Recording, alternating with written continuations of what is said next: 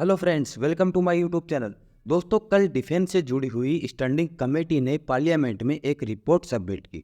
इसमें कहा गया है कि अगर एमआरएफ डील में और ज़्यादा डिले होता है तो भारत को फिफ्थ जनरेशन एयरक्राफ्ट की ओर जाना चाहिए, क्योंकि मौजूदा हालात में जो थ्रेट्स भारत के सामने मौजूद हैं उनको देखते हुए भारत की एयर पावर काफ़ी कमज़ोर है। इसलिए भारत को फिफ्थ जनरेशन एयरक्राफ्ट खरीद कर अपनी एयर पावर को बढ़ाना चाहिए।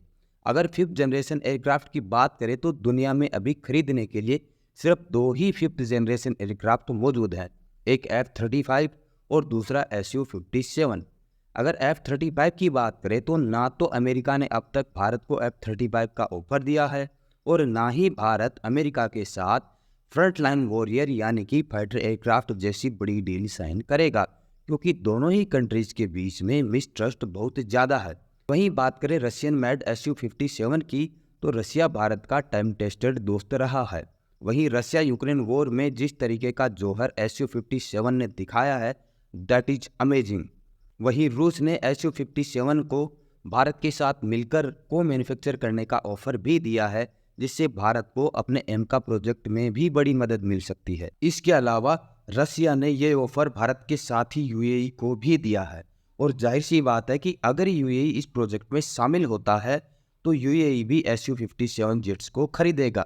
एक तरफ जहां भारत, रशिया और यूएई जैसी बड़ी मेजर कंट्रीज इस प्रोजेक्ट को मिलकर बना रही हैं, वहीं पर ये तीनों ही कंट्री अगर इस जेट को खरीदती हैं तो पॉसिबल है कि फ्यूचर में और भी कई कंट्री इस जेट को खरीद सकती हैं, जिससे इस जेट की कॉस्ट कटिंग में आसानी होगी और भारत को न केवल सस्ती कीमत पर एक स्टेल्थ जेट मिलेगा, बल्कि भारत इसे दूसरे देशों को बेचकर प्रॉफिट भी कमाएगा और भारत को अपने एमका प्रोजेक्ट में भी सहायता मिलेगी।